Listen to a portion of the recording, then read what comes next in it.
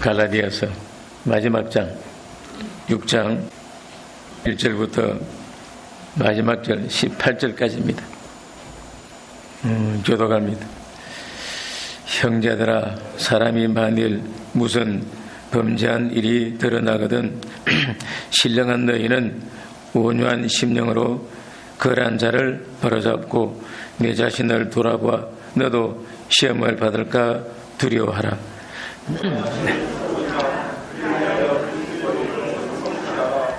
만일 누가 아무것도 되지 못하고 된 줄로 생각하면 스스로 속임이니라.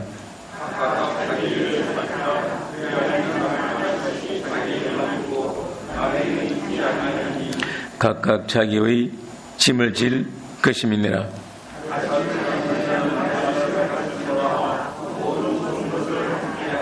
스스로 속이지 말라. 하나님은 만우리의 영을 받지 아니하시나니 사람이 무엇으로 심든지 그대로 거두리라.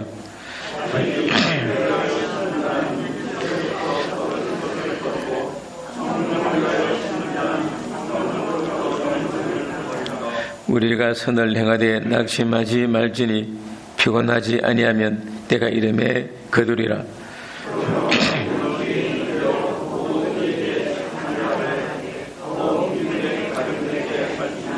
내 손으로 너희에게 이렇게 큰 글자로 쓴 것을 보라.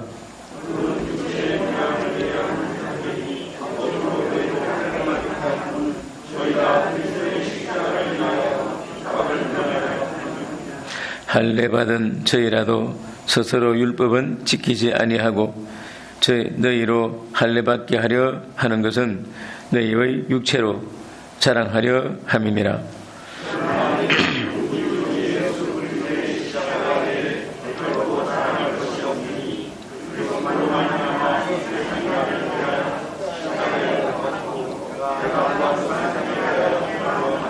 할례나 무할례가 아무것도 아니로되 오직 새로 지으심을 받은 자뿐이니라.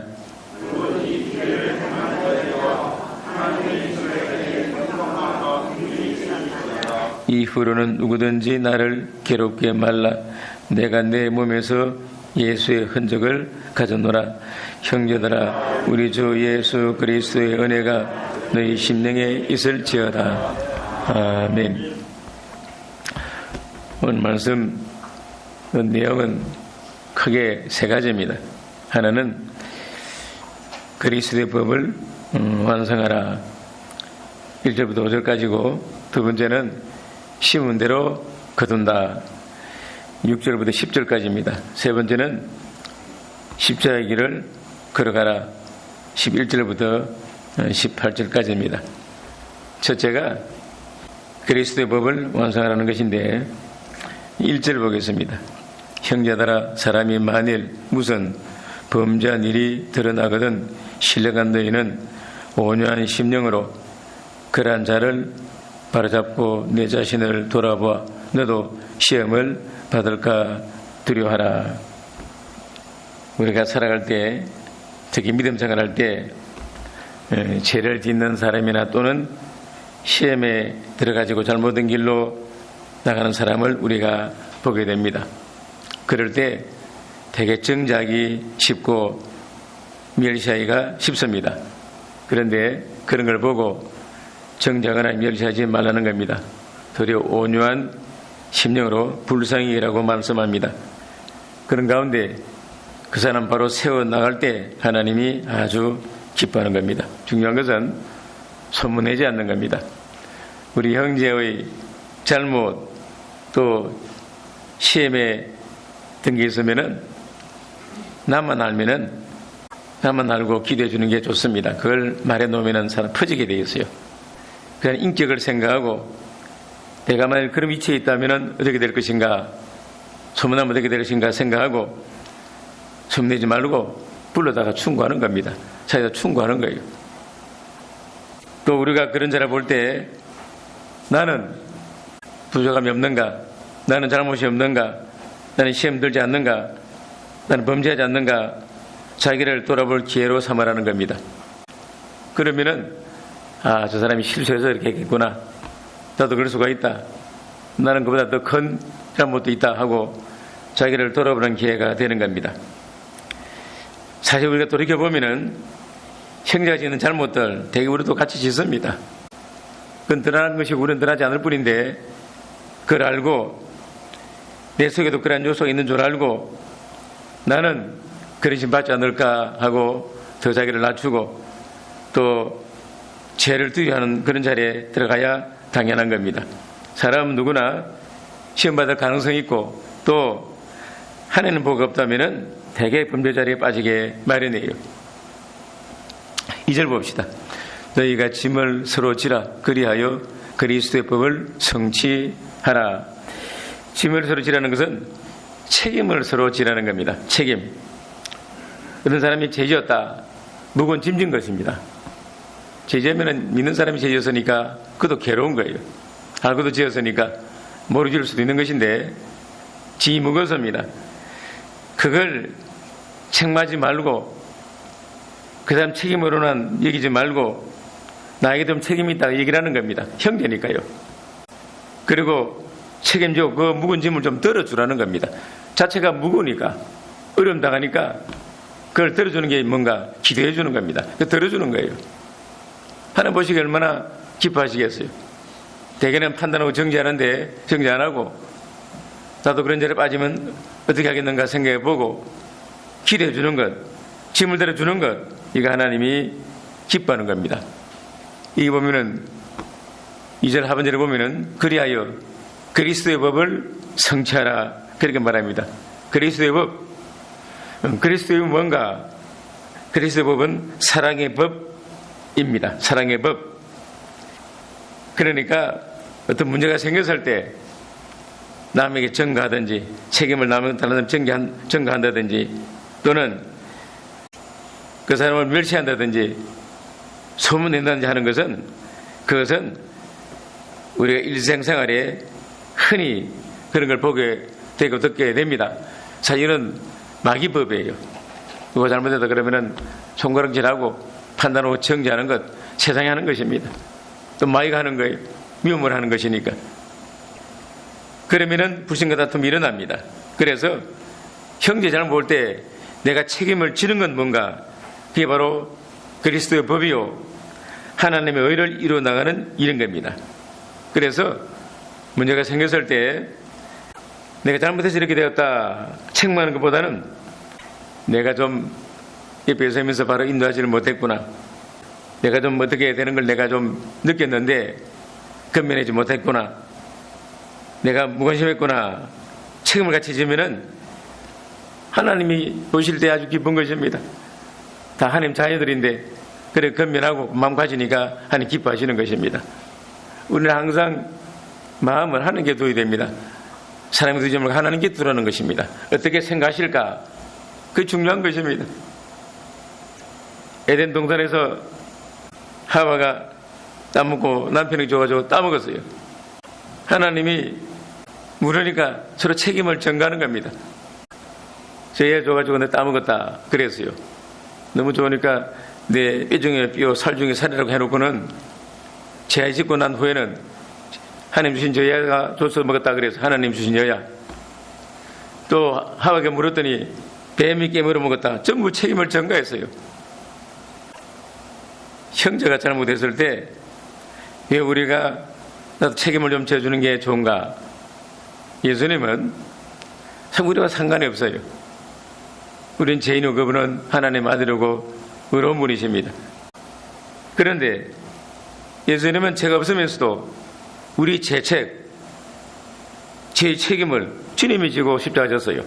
나와 상관없는 것입니다. 사실은 내버려는 다 망하는 것인데 나와 상관이 없는데도 우리를 사랑하셔서 대신 죄의 책임을 지고 달려 죽었어요. 그런데 형제가 어려움 당했다, 잘못했다 하면은 그걸 정죄한 무지 되겠습니까? 은혜를 모르는 그런 자세가 되는 것입니다. 주님이 나와 상관도 없고 나 죄만한 죄인인데 주님이 나 대신 죽으셨다. 그럼 형제가 잘못했을 때 좀 책임져 주는 것, 기대해 주는 것 얼마나 좋습니까? 주님은 그걸 원하시는 것입니다. 원하시는 거예요. 이 원리는 어디서나 적용됩니다. 내가 책임질 때 어떻게 되겠습니까? 그곳이 장소가 아름다워집니다. 화목해질 것입니다. 더 잘 될 수가 있을 것입니다. 이 원리는 가정이나 교회나 회사나 어디에서나 적용할 수 있습니다. 직장에서도 예수 안 믿는 사람이 혹시 잘못해도 짐을 져주는 것, 위로해 주는 것, 책임같이 져주는 것, 바른 길 인도하는 것, 하나님 좋아하시는 것입니다. 다 잘 될 것입니다. 책망하기 전에 먼저 그 사람을 이해하고 사랑하라는 것입니다. 그래서 이 보면은 그리스도의 법을 성취하라. 그리스도의 법은 사랑의 법입니다. 사랑의 법. 성도와 짐을 서로 질 때 화목해지고 하나님의 의가 그 속에서 나타나게 되고 또 원만해지고 하나님이 같이 하시니까 장소가 좋은 장소가 되는 것이고 구원 역사가 일어나게 되는 겁니다. 그 다음 3절 봅시다. 3절부터 5절까지는 각자 자기 짐을 지라는 것인데 3절 봅시다. 만일 누가 아무것도 되지 못하고 된 줄로 생각하면 스스로 속임이니라. 어떤 사람이 범죄했을 때 자기 자신은 그런 죄를 짓지 않았다고 해서 자기가 된 줄로 생각해서는 안 된다는 겁니다. 그러한 죄는 범하지 않았다 해도 다른 면에서는 우리도 부족한 것이 많기 때문입니다. 그래서 남의 잘못을 보고 판단하고 정죄하는 것은 뭔가 자기를 바라보지 못한 어둠 때문에 그렇게 판단하고 정죄하게 되는 겁니다. 자기를 바로 안다면은 쉽게 정죄를 못합니다. 나 똑같은 죄인이기 때문에 실수하기 때문에 그런 것입니다. 그래서 그리스도 형상을 이루기 전에는 누구나 되지 못한 것이 많습니다. 그러니까 범죄한 사람을 표준해서는 안 된다는 것입니다. 우리 표준 누굽니까? 예수 그리스도예요. 예수 그리스도. 그리스도가 표준입니다. 언제나 주의 형상을 담아하려고 힘쓰는 가운데 사람 약하기 때문에 범죄하기 쉽습니다. 그래서 내 흠을 보고 그리고 자기가 다른 사람보다 낫다 생각하지 말고 자기를 높이지 말라는 것입니다. 나는 그런 죄 안 지었으니까 낫다 스스로 그렇게 생각하지 말라는 겁니다. 다른 사람 범죄했을 때 그런 죄를 안 지어도 자기가 된 줄로 생각하지 말라는 것입니다. 또 4절 봅시다. 각각 자기의 일을 살피라. 그리하면 자랑할 것이 자기에게만 있고 남에게는 있지 아니하리니. 여기 살피라는 말이 있습니다. 각각 자기 일을 살피라. 살피라는 시험해 보라는 그런 말입니다. 자기를 하나님의 말씀에 비추어서 말씀대로 되었나 안 되었나 늘 살펴보면은 자기 되지 못한 것 많이 발견될 것입니다. 그렇기 때문에 자기를 잘 살피는 성도는 형제 눈 속에 있는 티를 보기 전에 자기 속에 있는 먼저 덜보를 먼저 발견합니다. 그런 사람은 자랑할 것이 없잖아요. 내가 죄인의 개수인데 무슨 자랑하겠습니까? 자랑할 것 없고 그저 하나님의 은혜에 감사할 따름입니다. 그런 사람은 다른 사람과 비교를 안 합니다. 안 하기 때문에 좀 자기에게 어떤 잘된 일이 있어도 그 자랑하지 않고 혼자서만 기뻐하고 감사합니다. 이것이 뭔가 이 말씀처럼 자랑할 것이 자기에게만 있다는 그런 뜻입니다. 사실 우리 한 것 스스로 보면은 죄뿐이고 또 바울처럼 아니다 된 것은 전부 하나님의 은혜로 된 것뿐입니다. 우리 예수 안 믿어서면 어찌 됐을까요? 지금 세상 사람보다 더 타락하고 나빠진 사람도 누가 합니까? 그걸 얼마나 다행입니까? 사람이 가장 잘하는 게 뭔가 남 흠을 정죄하는 거라고 그러세요. 남 흠을 지적하는 것. 그리고 제일 못하는 게 뭔가 자기 누군지 모른다는 거예요. 그 말 맞습니다. 사실은 제일 잘하는 게 뭔가 정죄 잘합니다. 난 못한 건 딱딱 눈에 떠이고 그 정죄하는 것입니다. 제일 잘하는 거건 자기 허물을 못 보면서 나 허물은 기가 막히게 잘 봅니다. 이거 얼마나 사람이 타락했는지 몰라요. 세상은 그런데 그래서 안 된다는 것입니다. 자기를 보라는 것입니다. 자기 속에 있는 어둠을 먼저 보라는 것입니다. 그리고 보면은 잘할 게 없습니다. 그리고 뭐 좀 잘된 거 있으면은 남 잘할 거 없고 하나님 은혜니까 자기가 자기에게 대해서 잘 아는 것입니다. 하나님 은혜 주셨구나. 혼자 그걸 은혜를 느끼고 감사하는 것입니다. 이게 뭔가 잘하는 것이 자기에게만 있다는 그런 뜻이 되는 겁니다. 5절 봅시다. 각각 자기의 짐을 질 것임이니라.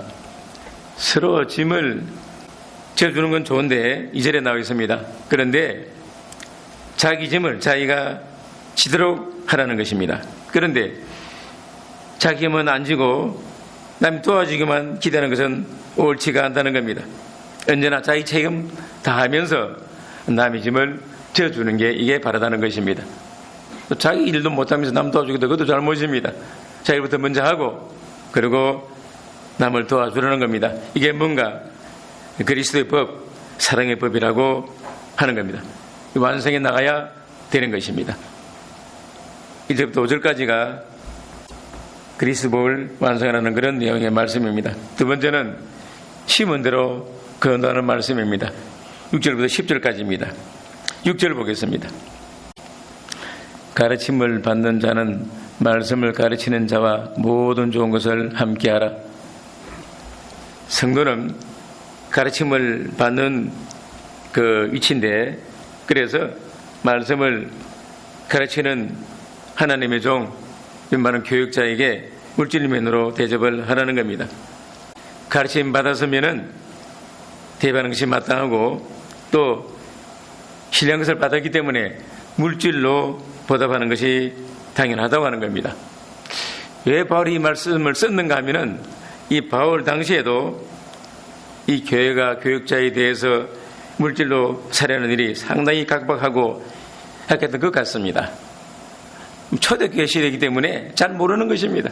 그래서 바울은 바로 어떻게 보면 선교사인데 교회를 세우고 얼마 후에 떠나서 또 교회를 세웠습니다. 그러니까 물질 문제에 어려움을 당했지만은 자기가 일하면서 하는 일이 천막 깁는 일인데 바울은 천막 기우면서 말씀 가르치고 전거했어요. 그런데 어느 교회가 안정이 되고 교인이 많아졌습니다. 그런데도 대접할 줄 모르고 여전히 그대로 있으니까 바울이 이런 commen을 하는 것입니다. 요즘은 다 교회마다 조직이 다 되어 있고 재진 내에서 잘들 합니다. 근데 바울이 전도해서 교회가 많이 생겼을 때 어려움당한 교회가 많았고 특히 예루살렘 교회가 어릴 때가 있었습니다. 가뭄이 들고 또 그러니까 빈곤한 성도들이 많고 굶주리는 사람이 많으니까 그때 바울이 각 교회 연보를 검연하고는 연보를 모아가지고 예루살렘 교회에 가서 도왔습니다. 왜 그렇겠는가? 그것은 예루살렘 교회를 통해서 이방인들이 신뢰한 것을 받았기 때문에 그런 것입니다. 사도 바울은 누가 파견했는가? 예루살렘 교회에서 파견한 것입니다. 물론 안디옥교회에서 갔지만은 모 교회가 바로 예루살렘 교회입니다. 그 교회에서 안디옥교회로 바나바 바울을 보내고 또 거기서 바나바 바울이 하나님 사명을 받아가지고 복음을 전했습니다. 결국 모든 교회들은 예루살렘 교회에 빚을 졌습니다. 신령한 빚을 졌어요. 복음을 받았습니다.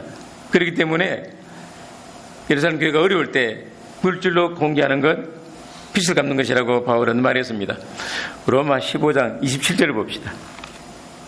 로마 15장 27절. 저희가 묻고서 하였거니와 또한 저희는 그들에게 빚진 자니 만일 이방인들이 그들의 신령한 것을 나눠 가졌으면 육신의 것도 그들을 섬긴 것이 마땅하리라. 네, 이건 예루살렘 교회에 대해서 말한 건데 이방 교회가 예루살렘 교회가 어려울 때 도왔습니다. 그래서 27절에 보면은 저희가 기뻐서 하였거니와 또한 저희는 그들에게 빚진 자니 만일 이방인들이 그들의 신령한 것을 나눠 가졌으면 육신의 것으로 그들을 섬기는 것이 마땅하니라. 그런 의미에서 예루살렘 교회가 어려울 때 도왔다는 겁니다. 원리를 말해줍니다. 대개는 교회에서는 교육자를 통해서 말씀을 듣고 배우고 은혜를 받습니다. 물론 자기가 스스로 성경 읽고 연구해서 은혜 받는 것도 있지만은 대개는 하나님 세운 종을 통해서 말씀 듣고 배우고 은혜 받습니다. 그래서 교육자는 특히 세상 사업을 하지 않습니다. 하나님의 일에 전무합니다. 그래서 교회가 어느 정도 자립이 되고 좀 힘이 있으면은 그 교육자가 곤란 겪지 않도록 생활면에 돕고 또 이래머느로 협조해야 세상에 마음 두지 않고 하나님에 열중하기 때문에 그런 것입니다. 근데 살기가 좀 어렵고 답답하면은 자꾸 물질에 관심이 가게 돼 있어요. 요즘 너무 어려우면은 사모들이 일 나가는 경우도 많습니다. 근데 교회가 안정되면은 당연히 교육자에게 돕고 생활에 신경 안 쓰도록 하나님에는 전무하도록 하는 게 이게 옳은 것입니다. 또 그러다가 그렇게 다른 데 또 옮길 수 있습니다. 옮겨서 더 좋으면은 괜찮겠지만은 더 안 좋은 것도 가게 돼 있습니다.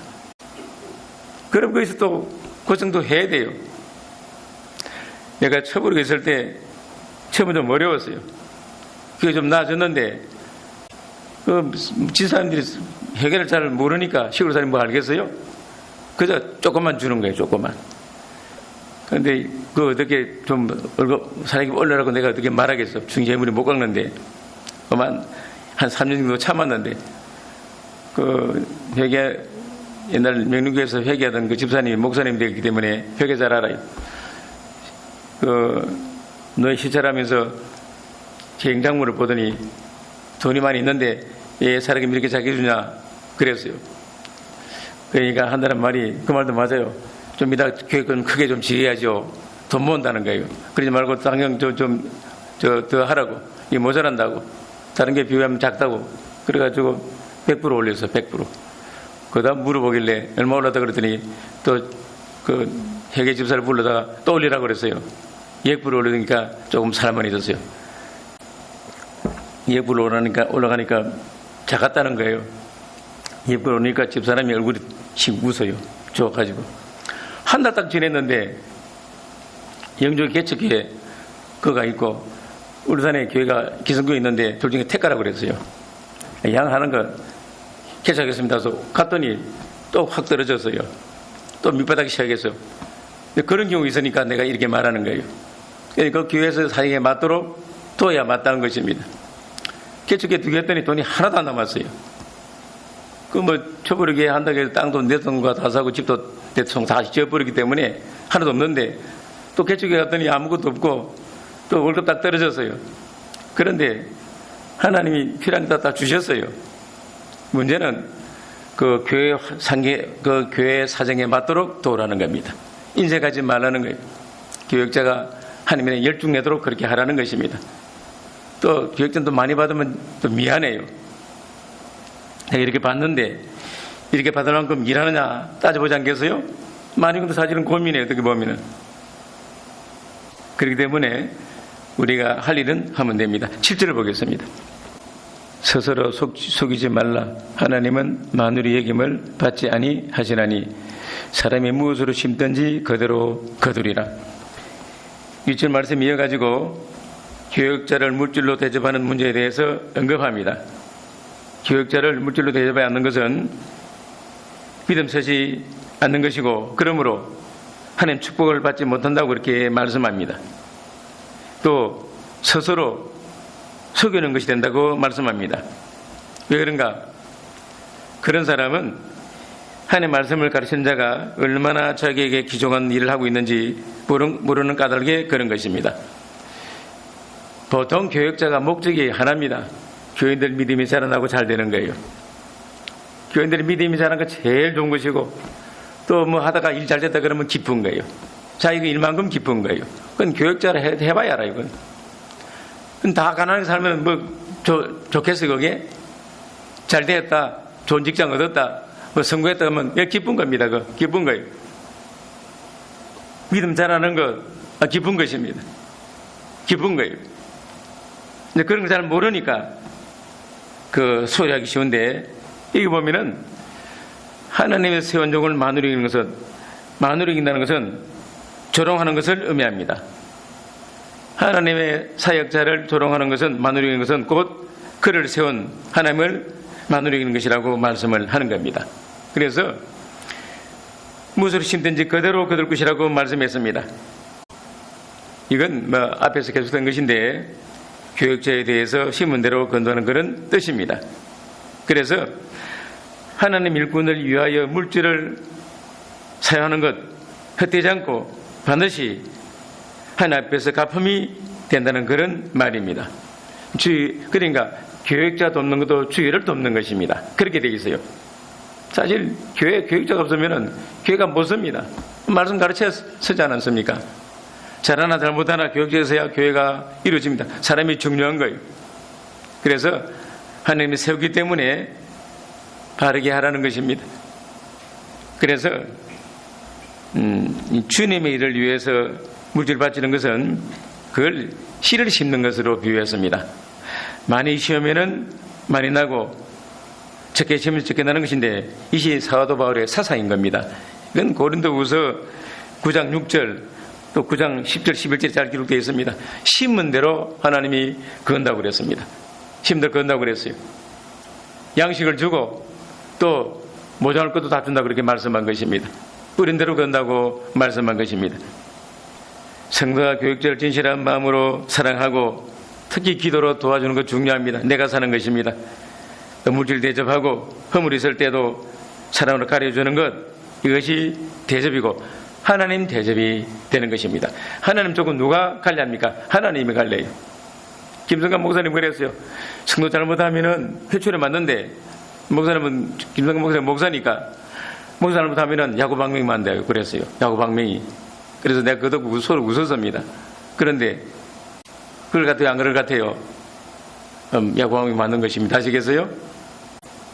성도들은 잘못하면 매 맞아요. 해초리 맞는데 교역자는 하나님 참다가 그 다음에는 큰 거 하나 맞는 거예요.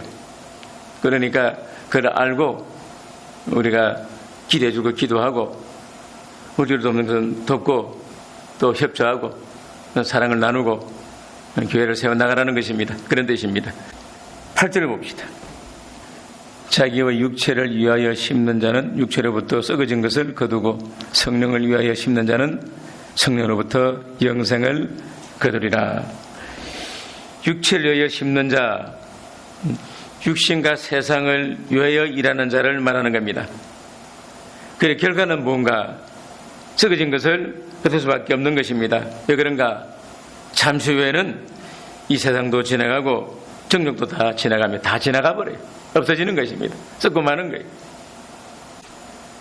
그러니까 이 세상이나 세상의 것을 사랑해서 거기에 마음과 정력, 물질, 힘 다 기울이고 하나님과 하나님의 일에 대해서 관심 없고 소홀히하고 바칠 것 바치지 않는 사람, 일하지 않으면은 결국 썩어진 것을 거두고 영적인 일이 있어서 아무것도 거둘 것이 없다는 것입니다. 아무것도 거둘 것이 없어요. 그래서 성령을 위하여 심는 자는 영생을 거둔다고 그렇게 말씀했습니다. 성령을 심는다, 이 말은 성도가 성령의 인도를 받아가지고 진리를 지키며 하나님 위에 사는 것을 말하는 겁니다. 즉 하나님과 하나님 일을 위해 수고하고 노력하는 것, 그리고 거기에 대해서 마음, 시간, 물질 바치고 희생하는 자, 이런 자가 누군가?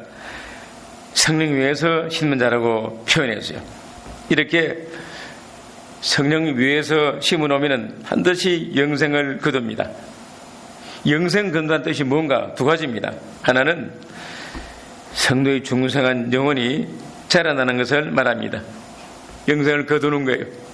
생명이 얼마나 커지는 것입니다. 또 하나는 천국에서 영원히 사는 것을 가리키는 겁니다. 세상 모든 사람들은 되게 육체를 위해서 돈을 쓰고 또 세상 것을 붙잡으려고 아주 먼저 전까지 동문서주합니다. 결국 뭐가 남는 것인가? 쓸 것을 거두고 영원히 남는 것은 하나도 없게 되는 것입니다. 험한 인생이 되는 것. 예수 안 믿는 사람은 험한 인생을 사는 것입니다. 그런데도 얼마나 살기 위해 노력을 많이 합니까? 그 시골에 농사하는 사람들 여러분 손 다 굳어서 보니까 손 굳습니다. 이건 아직도 저녁까지 일하는 거예요. 손, 발 다 굽습니다. 사바는 사람들, 만병든 사람 많습니다. 사바는 사람들 걸어갈 때도 밥 먹을 때도 삶만 떠오릅니다. 다른 생각 안 나는 거예요. 이 성공시키려고 해야 되는데 안 되니까 괴로운 것입니다. 사바는 사람들 쉬운 거 아닙니다. 돈이 돌아야 되고 물건도 잘 팔려야 되는 것이고 또 수출하면 크레임 걸리지 않고 가야 되는 것이고 또 제대로 뭐 돌아야 되는 건데 하나 딱 막히면 다 막히는 거예요. 이게 사업인데 사람들 왜 술 많이 마시는가? 걱정 것이 많은 것입니다. 잠 못 이루는 거예요. 또 사업 안 되면 또 돈 빌리느라고 되게 부인들이 고생 많습니다. 고생 많아요. 그러다가 속병 많이 걸리는 것입니다. 불쌍한 거예요, 사실은. 고기 잡는 사람들 나갔다가 풍랑 만나가지고 못 들어온 사람 많습니다. 자, 썩을 일 위해서도 그렇게 온갖 노력을 다하고 고생합니다. 그런데 영원한 주의를 위해서 그렇게 힘쓰는 사람은 없다는 것입니다. 안 그렇습니까? 그런 사람 없습니다. 우리 드리는 시간, 정성 너무나 적습니다, 사실은. 일 얼마나 합니까, 사실은? 일 얼마 못해요. 그러나 성령의 인도를 받아가지고 말한 대로 살려고 힘쓰고 교회에서 수고하고 봉사하고 물질 시간을 드리고 하나님 원하시면은 생명까지라도 바치지 않은 그런 사람은 반드시 영생 거둘 것입니다. 영원한 생명과 하늘에 좋은 것을 다 거둘 것입니다. 하나님 다 보시기 때문에 그런 것입니다. 모세는 애굽의 모든 걸 다 가진 사람입니다. 애굽 왕자니까 종기, 권세, 명예, 물질, 향락 그 다 가지고 있는데 다 포기해버려서 그리고 주를 위해 고난하는 자리에 들어갔습니다. 이게 뭔가 성령을 위해 심는 것입니다. 위대한 자가 되었습니다. 우리도 육체에 심지 말고 성령을 위해서 심는 자가 되어야 되겠습니다. 이제 9절 보겠습니다. 우리가 선을 행하되 낙심하지 말지니 피곤하지 아니하면 때가 이름에 거두리라. 선을 행하다 낙심하지 말라. 선은 뭔가? 선은 하나님의 일입니다. 성도는 하나님 말씀대로 선한 일을 하려고 할 때 대개는 마귀들이 역사하고 방해하고 대적합니다. 그렇기 때문에 낙심할 만한 일이 생긴다는 것입니다. 생겨요. 내가 하나님 말씀대로 살아보겠다. 이제는 좀 기도해 보겠다. 한번 결심해 보세요. 그러면 반드시 방해가 생겨납니다. 마귀가 가만 안 둬요. 우리 열심히 내면 그만큼 마귀도 열심을 낸다는 겁니다. 열심을 내요. 뭐 좀 해보려다가 되게 중단합니다. 한두 번 하다 중단해버려요. 왜냐? 자꾸 방해가 생깁니다. 쉽게 안 돼요. 또 마귀는 내일부터 하라. 내일부터 해라. 다음 주부터 해라. 항상 그럽니다. 또 주의를 하다 보면은 외부적으로도 문제 생기지만 내적으로도 문제가 생길 때가 있습니다. 그런 때라도 낙심하지 말고 계속 선을 행하면은 하나님 붙드시고 결국은 영생의 일매를 그럴 때가 온다는 겁니다. 가장 좋은 예가 유다가 범죄하고 나라가 다 없어져 버렸습니다. 바벨론 포로 잡혀갔는데 바벨론이 멸망하고 페르시아 왕 고레스가 이스라엘 백성들에게 국으로 돌아와서 성전을 세우고 또 성을 건축하라고 명령했습니다. 느헤미야가 성벽 건축하라고 왔는데 얼마나 방해 많습니까? 방해 그렇게 많았더랬어요. 외적으로 원수들이 방해 많은 것입니다. 느헤미야가 왕 되려고 그런다. 사람을 충동하는 것입니다. 반역죄를 진다 그 말입니다. 협박하고 위협하는 겁니다. 또 그것도 고민인데 같은 동족끼리인데도 협조 안 하면서 하지 말라는 거예요. 그리고 일하는 사람들이 자꾸 들어오라고 그럽니다. 이따간 그 옆에 있는 사람들 암몬 자원들이 쳐들어오면 곤란하니까 중단하고 들어오라는 것입니다. 그 느헤미야가 가운데 서서요. 외적으로는 원수들이 방해하고 내적으로는 자기 동족들이 방해하는 것입니다. 아주 괴로운 것입니다. 그런데 낙심하지 않고 하나님 우리 위해 싸울 것이다. 백성들을 건면하면서 결국 예루살렘 성을 건축합니다. 그래서 주의를 하려면은 외적으로도 방해가 있고 내적으로도 방해가 있다는 겁니다. 우리가 주의를 잘할 때, 해나갈 때 이런 게 있는 줄 알고 지혜롭게 잘 추신하고 주님을 의지하고 기도하고 맡기면 하나님이 도와줍니다. 하나님 도와주면 절대 실패하는 법 없습니다. 끝까지 나가는 게 중요한 것입니다. 그래서 우리가 하나님을 시작했다가 옆쪽으로 난간에 부딪히고 또 내적으로 힘이 약할 때가 있는데 그러지 말고 하나님 끝까지 의지하고 힘써 나가면은 하나님 긍구가 오고 반드시 성공하게 되는 것입니다. 주일 해나갈 때 낙심하지 말라는 것입니다. 중론하지 말라는 것입니다. 그런데 왜 되게 낙심하는가? 몇 가지 들면은 몸이 약할 때 낙심하기 쉬워요. 몸 약한 것도 문제가 되는 것입니다. 나는 몸이 약하다. 뭐 좀 하려면 어렵다. 그런 게 있습니다. 그런데 신뢰한 일은 몸 약하다고 못하는 건 아닙니다. 신뢰한 일은 몸 약해도 할 수 있는 것입니다. 기도할 수 있는 것이고 전도할 수도 있는 것이고 힘들 수가 있는 것입니다. 도울 수가 있는 것입니다. 또 낙심 잘하는 심리 때문에 뒤로 처지는 경우가 많습니다. 그래서 잠언 28장 26절에는 자기만 믿지 말라고 그랬어요. 낙심 잘하는 사람이 있습니다. 그만 믿지 말라는 겁니다. 낙심을 잘하는 사람인데 그러면 이제 낙심 안 한다 하고 안 하면 되는 거예요. 그렇죠? 나는 낙심 잘하는다 하고 낙심해버리면 안 됩니다. 그것은 자기만 믿지 말라는 것입니다. 낙심하지 말고 추진하라는 것입니다. 또 하나는 환경이 나쁘기 때문에 낙심할 때가 많습니다. 그런데 사실은 환경이 좋으면은 환경을 의지하게 되어 있는 게 우리 인간입니다. 환경을 의지하지 말라는 것입니다. 좋은 환경들이 해가 되는 것입니다. 또 하나는 오래 믿었으니까 종교생활에 염증이 난다 그런 사람이 있습니다. 오래 믿었으니까 많이 듣고 배웠다, 좀 지쳤다 하는 사람이 있는데 기독 신앙에 염증이 생기는 일 없습니다. 왜 염증이 생기는가? 기독교 신앙대로 살기 때문에 염증이 생기는 것입니다. 아시겠어요? 지겹다는 사람 있죠? 30년 믿었다, 지겹다. 그건 뭔가 하면은 믿음을 제대로 못했다는 것입니다. 신앙생활은 제대로 할수록 힘이 생기는 것이고 앞으로 나가는 것이지 염증 생기지 않습니다. 믿음이 시시하고 순종 안 하니까 염증이 생기는 것입니다. 또 하나는 속히 거두지 못하니까 낙심할 때가 많습니다. 그런데 성경이 뭐라고 말합니까? 때가 이름에 거둘 것이라고 말씀. 누구 때입니까? 하나님의 때입니다. 아시겠습니까? 내가 정한 때하고 하나님 때는 다릅니다. 하나님 때가 좋은 것입니다. 좋은 거예요. 일찍 성공하면 좋겠다. 일찍 넘은 사람 많습니다. 그런데 오래 참고 성공한 사람이 오래 가는 것입니다. 그래서 힘써도 안 되면은 더 기다리십시오. 알겠습니까? 기다리세요. 하나님 해줄 때가 옵니다. 그때는 정말로 오래 가는 것입니다. 그래서 조급해하지 말고 주님 기다리면서 그래 순종해 나가는 것입니다. 마지막 십자가를 걸어가라는 말씀입니다.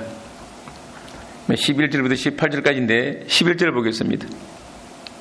내 손으로 너에게 이렇게 큰 글자로 쓴 것을 보라. 여기 바울이 갈라디아서를 기록할 때 다른 사람을 시켜서 대표를 하게 하다가 여기서부터는 친히 자기 손으로 썼습니다. 바울은 눈병이었습니다. 그래서 큰 글자로 쓴 것을 보라 그랬습니다. 이건 바울이 편지의 끝에, 그러니까 처음부터는 대피를 시키고 마지막에 가서는 자기가 직접 쓴 건데 인간마치 쌓이는 것과 같은 원리입니다. 이건 사도적인 권위를 기록한다는 것을 증가하기 위해서 자기가 친히 글을 쓴 것입니다. 그러니까 쌓인 겸 사도 권위로 기록한다는 의미가 이 속에 있는 것입니다. 12절 봅시다. 무릇 육체의 모양을 내려 하는 자들이 억지로 너희로 할례받게 함은 저희가 그리스도의 십자가를 인하여 핍박을 면하려 할 뿐이라. 예. 여기 육체의 모양을 내려 하는 자는 할례당을 가리킵니다. 그들은 육체 할례받는 것을 자랑거리로 삼는 사람들입니다. 육체 모양을 내려고 하는 자들인데 그들은 억지로 할례받게 함으로 기독교인 중에도 할례받는 자가 있었다고 하는 것입니다. 바울이 교회를 세우고 떠났을 때 그 교회 안에 할례를 주는 사람들이 들어와가지고는 예수 믿지만은 할례를 받아야 한다 하고 가르쳤어요. 그러니까 바울로부터 받은 진리 내다버리고 할례 받은 성도가 있었다는 것입니다. 처음은 예수 그리스도의 믿음으로 구원받는 견진리 받았고 체험도 있는데 그 다음에 온 사람들이 유혹하니까 거기에 넘어가가지고 할례 받은 사람이 생겨났다는 것입니다. 바울은 그걸 뭐라고 표현했는가? 저희가 그리스도의 십자가를 인하여 핍박을 면하려 할 뿐이라. 핍박 면하려고 받았다는 겁니다. 왜냐하면 바울이 누구로부터 핍박 많이 받았습니까? 이방 사람이 아니고 자기 동족들보다 제일 많은 핍박을 받았습니다. 왜 그런가? 동족들은 할례를 강조하고 그걸 구원의 보증으로 이기는 것으로 여기기 때문에 바울이 할례를 전하지 않으니까 이걸 하고 핍박했어요. 제일 핍박 많이 한 자가 누군가? 바로 자기 동족인 유대 사람들입니다. 그러니까 핍박을 면하기 위해서도 이 할례를 받은 사람이 있다는 겁니다. 그걸 말하는 겁니다. 13절 봅시다. 할례 받은 저희라도 스스로 율법은 지키지 아니하고 너희로 할례 받게 하려 하는 것은 저희의 육체로 자랑하려 함이니라. 자, 율법을 지키는 사람은 세상에 한 사람도 없습니다. 그렇죠? 네. 할례를 주장하는 자도 율법을 다 지키지 못합니다. 율법을 다 지키지 못하면서 율법을 따라 할례 받았다고 한다면은 그게 무슨 유익이 있습니까? 상관이 없고 의미도 없는 것입니다. 다만 육체 할례가 하니까 그걸 자랑하려고 했다는 겁니다. 자랑하려고. 난 내 몸에 할례가 있다. 이기세 천당 간다. 자랑하려고 하는 사람이 있었다는 것입니다. 12절 봅시다. 아까 13절 했죠. 여기 12절 보면은 육체의 모양을 낸다고 그랬어요. 육체로 할례 받은 것을 자랑하는 것을 말하는 겁니다. 몸에 표가 있으니까 그걸 자랑했다는 것입니다. 이제 십자가를 걸어가라는 말씀인데 14절 봅시다. 그러나 내게는 우리 주 예수 그리스도 십자가 외에 결코 자랑할 것이 없으니 그리스도로 말미암아 세상이 나를 대하여 십자가에 못 박히고 내가 또한 세상을 대하여 그러하니라. 참 중요한 말씀인데 성도는 십자가 외에는 자랑할 것이 하나도 없어야 합니다. 십자가는 기독교 중심 진리고 생명이라고 말할 수가 있습니다. 제일 중요한 거예요. 왜냐? 그리스도의 십자가로 우리 생명이 살아났고 구원을 받았습니다. 그러니까 이거 없으면 아무것도 아닌 것입니다. 내가 아무리 세상에 성공 많이 하고 높은 자리에 앉고 위대해지고 유명해도 그리고 부자로 살았다 하더라도 구원받지 못했으면 그거 다 의미가 없는 것입니다. 그러니까 우리가 그리스도의 십자가로 말미암아 살아났으니까 자랑은 이것밖에 없어야 당연한 것입니다. 다른 거 자랑할 거 없다는 것입니다. 십자가의 도로 우리가 구원받았고 또 주님 십자가에서 흘리신 피와 살 내 매일 먹고 마시는 가운데 영이 살아납니다. 요한복음 6장 53절에 보면은 내 피를 먹고 내 살을 먹고 내 피를 마시라고 말합니다. 날마다 예수는 살을 먹고 피를 마시는 것, 믿는 것, 그것이 우리 영을 살린다는 것입니다. 우리 양식이라고 하는 것입니다. 양식. 우리는 매일매일 하루 한 번은 십자 앞에 나가야 됩니다. 주님이 나 대신 살을 찌키셨고 피를 셨다. 먹듯이 믿는 것이 새 힘이 나는 것입니다. 그럼 우리 밥 먹는 것 외에 매일 뭘 먹어야 되는 것인가? 주의 살과 피를 먹고 마시는 것입니다. 아시겠습니까? 이거 할 때 힘이 나는 것입니다. 이거 없는 사람은 영적으로 굶는 것입니다. 아시겠습니까? 굶는 거예요, 이건. 매일 먹는 사람은 매일 이건 힘이 생기는 것입니다. 그만큼 중요한 거예요. 그럼 오늘 생각해 보십시오.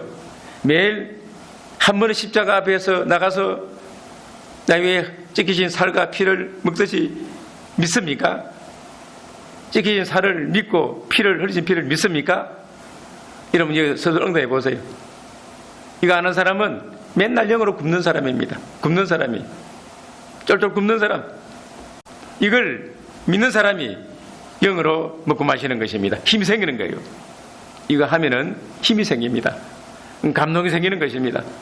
주의하면은 감동이 오는 것입니다. 주님 우리 죽으셨는데 피 흘리셨는데 당신의 고난 알아주는 것 주님이 좋아하십니다. 아시겠어요? 그럽니다.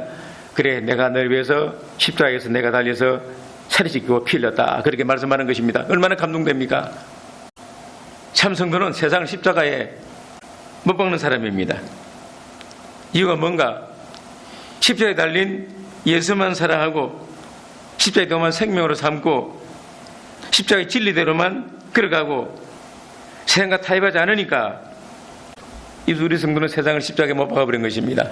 또 세상도 우리 서럽다고 못 박아버렸어요. 저것들 예수밖에 모르니까 필요 없다고 자기 못 박아버렸습니다. 서로 못 박은 것입니다. 이런 사람은 세상의 모든 부귀영화 또 어떤 종교적인 의식이나 외부적인 자랑 다 배설물로 여깁니다. 바울이 그렇게 했습니다.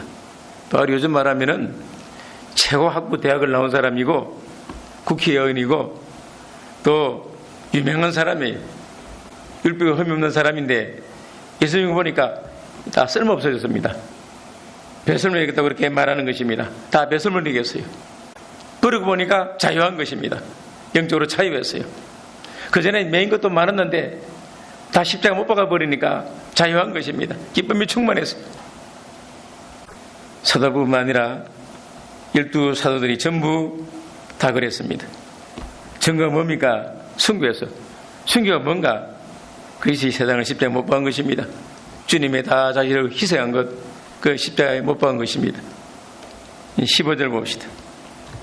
할례나 무할례가 아무것도 아니로되 오직 새로 지으심을 받은 자 뿐이니라. 무릇 이 규례를 행하는 자에게와 하나님의 이스라엘에게 평강과 근윗을 지어다. 17절을 봅시다. 이후로는 누구든지 나를 괴롭게 말라. 내가 내 몸에 예수의 흔적을 가져노라. 바울은 예수님 흔적을 가졌다고 말합니다. 흔적은 정표를 의미합니다. 예수 흔적이 뭔가? 예수에서 고난받은 흔적, 매맞은 흔적, 환난받은 그 자체를 말하는 겁니다. 희생과 고난의 자체를 말하는 겁니다.